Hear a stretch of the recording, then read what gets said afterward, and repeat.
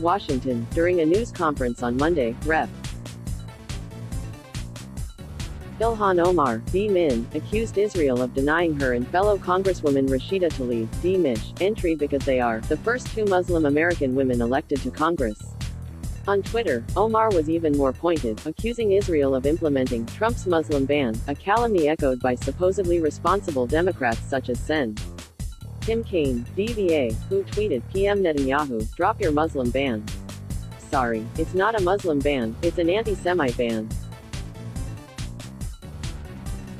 Israel's decision to bar the two U.S. lawmakers was a mistake, because it has given them a much bigger platform from which to attack Israel. But let's be clear, there is nothing outrageous about Israel's decision to bar entry to politicians who advocate its destruction. If Omar and Tlaib can boycott Israel, why can't Israel boycott them? Omar says Israel's decision interferes with her ability to do her work as a member of the House Committee on Foreign Affairs. Maybe so. But the problem is not that Israel barred entry to a member of that committee, but rather that there is an anti-Semite sitting on that committee. She has said, Israel has hypnotized the world, has declared her hope that Allah will awaken the people and help them see the evil doings of Israel, supports a boycott of Israel, a country she has compared to Nazi Germany, accused her House colleagues who support Israel of pushing for allegiance to a foreign country, and declared that support for Israel is all about the Benjamins. She later apologized for the last comment, but not all the others before or since that one. How is it that she continues to sit on the congressional committee that helps set U.S.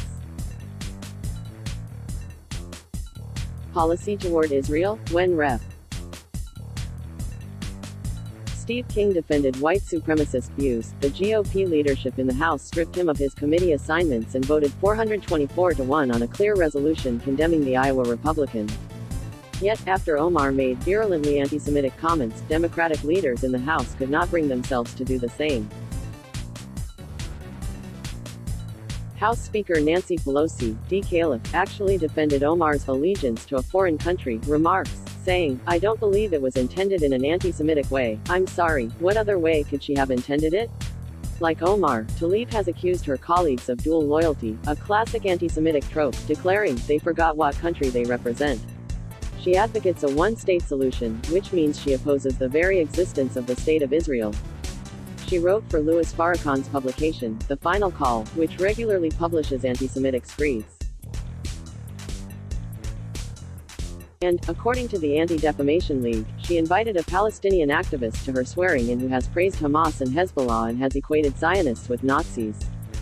The two showed their true colors when they chose not to join a bipartisan congressional delegation to Israel earlier this month in favor of a trip organized by Mifta, a rabidly anti-Semitic group that has accused Jews of using the blood of Christians in the Jewish Passover, has published neo-Nazi propaganda questioning the Jewish Holocaust tale, in quotes, and has celebrated terrorists who murder Israeli children.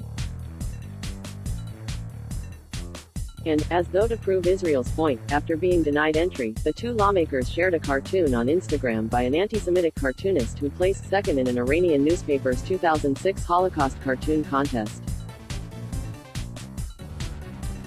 The fact that Democrats tolerate, and even embrace, Omar and Tlaib is appalling. And it points to a larger problem.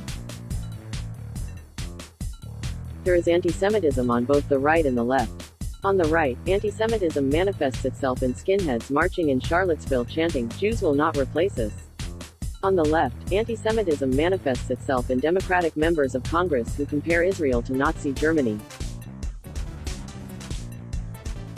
But while right-wing anti-Semites remain on the political fringes, where they belong, on the left, anti-Semites have found their way into the halls of power and are being defended by the party's leaders. Many of the same Democrats correctly criticized President Trump for his weak response to Charlottesville are now openly defending Omar and Tlaib. Massachusetts Sen. Elizabeth Warren, a Democratic presidential candidate, called it a shameful, unprecedented move. Warren's fellow candidate, Sen. Bernie Sanders, IVT, went so far as to defend the pair's views, declaring that opposing Netanyahu's policies is not hating the Jewish people. But Omar and Tlaib don't just oppose Netanyahu's policies, they oppose the State of Israel. How sad that so many prominent Democrats are condemning Israel's decision to bar these anti-Semites more vigorously than they have condemned their anti-Semitism. Follow Marc Thiessen on Twitter, @Marc Thiessen. Let's block ads. Why?